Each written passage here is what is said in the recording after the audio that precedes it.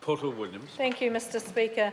Mr Speaker, I had the pleasure of sitting on the Select Committee for some of the submission. I don't believe I was on the committee when the report was deliberated and brought back to the House, but suffice to say, the Select Committee process was fairly harrowing. There was some very sensitive material that came up and some high emotion by those people who were presenting. And I guess, Mr Speaker, in my contribution, I want to traverse the range of concerns that came up through the whole spectrum of issues. And I start with a contribution that really sets the tone, I guess, for the community concern that we get this right. And this is a quote from the submission. I've had calls from many people over the years worried about a sex offender being in their neighbourhood, from headmasters, teachers, concerned members of the public and so on. Many from desperate parents whose children have been raped by sex offenders. And when these offenders have been released, the victims are petrified, scared of their own shadows, cannot sleep. All they want to do is make sure the offender is not in the area they live. Surely that is not too much to ask. And I start with that because it does demonstrate the level of concern that there is in our communities that we do everything we can to address public safety.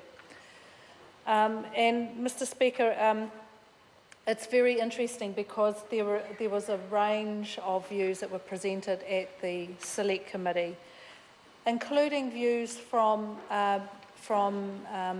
people who had been offenders and who were concerned that they could present appropriately their concerns that a register was not going to be the most efficient way to deal with safety for our community. And we looked at, as a Select Committee, across the various other parliaments and countries to see who had sex offender registers and the effectiveness of those registers.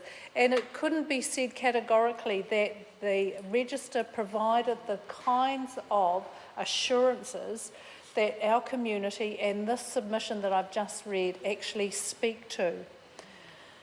Some of the other views that were presented at Select Committee said things like, a register is actually a list of people who've already offended, and it isn't proven as an effective way of protecting children from offending. One of the pieces of evidence that came to us was about the reoffending rates of sex offenders, and I think the jury is kind of a little bit out on this. By and large, most of the submitters said that actually sex offences didn't have a high rate of recidivism. So what a register may do in that instance is actually just list someone who has offended but may not necessarily indicate that that person would reoffend and therefore be a threat to the community. Another submitter said that 95% of sex offence cases against children go unreported. So that's a high level of cases that are unreported. So having a register does not actually provide any mechanism of protection whatsoever. There's also the notion of double jeopardy, where you have committed an offence, you have completed your sentence as judged by the judicial service, and then going on a register may potentially put you in a position where you are restricted, your freedom of movement could be restricted, so in a sense you are in double jeopardy. Another submitter said 90% of offenders won't be on a register because they haven't been caught yet. So there would be offenders at large who haven't been caught, for whom this register will not actually protect the public. Those who are seeking a more robust rehabilitation process said the register is detrimental to the successful reintegration into the community. And we've already heard in the previous debate on the previous piece of legislation where poor sentencing, ineffective rehabilitation resulted in the tragic case of Blessy Katinko.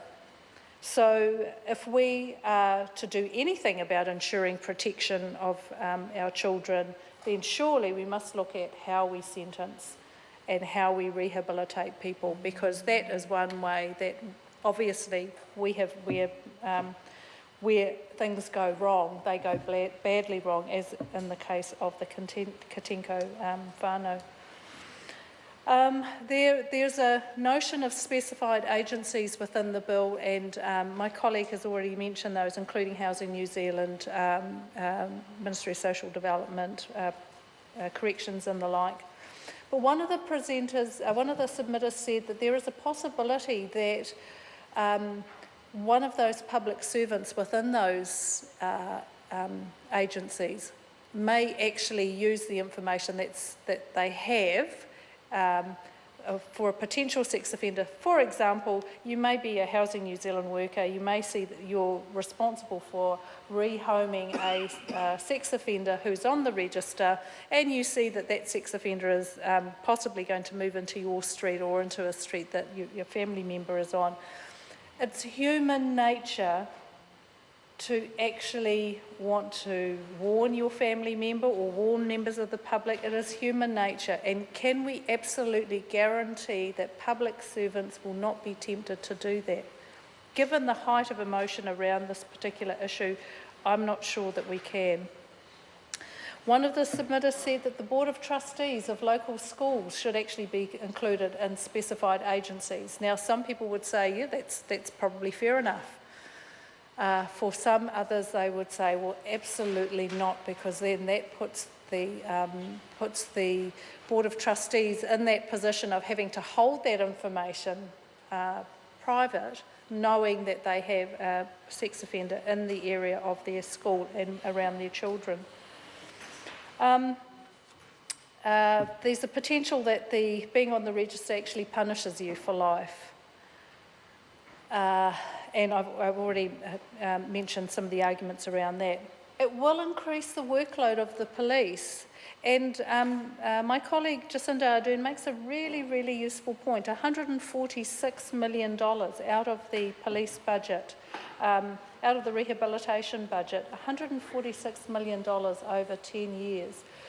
Mr. Speaker, I have the privilege of providing some input into the child protection diploma that a particular organisation, Child Matters, puts out when they're in Christchurch delivering to Christchurch students, Mr. Speaker. And I do a paper on legislation and the role of legislation in protecting children. And the last time I presented this paper was when this bill first came to the House. So it was an opportunity to talk to people who would be frontline workers in child protection about what they felt about the implications of this bill. And we talked about the role of the register to protect children, and we also talked about the role of rehabilitation and good support and reintegration into a community and how that could work. But overwhelming, every single one of those students said $146 million would go a long way into supporting us to rehabilitate, to work with sex offenders and actually solve some of the problem. It would go a long way to solve some of the problem, because that $146 million is coming out of the police budget. That's money that we don't have for burglaries. That's money that we don't have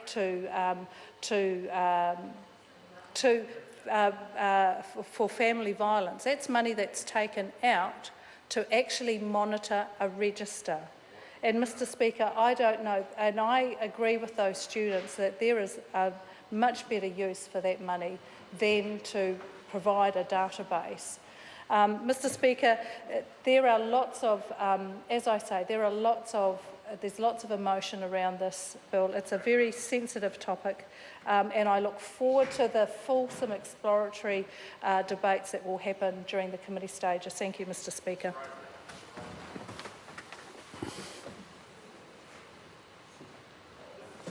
Right. The question is, that the motion be agreed to. Mr. Speaker. Oh, John O'Naylor. Thank you, Mr. Speaker. Talofa lava.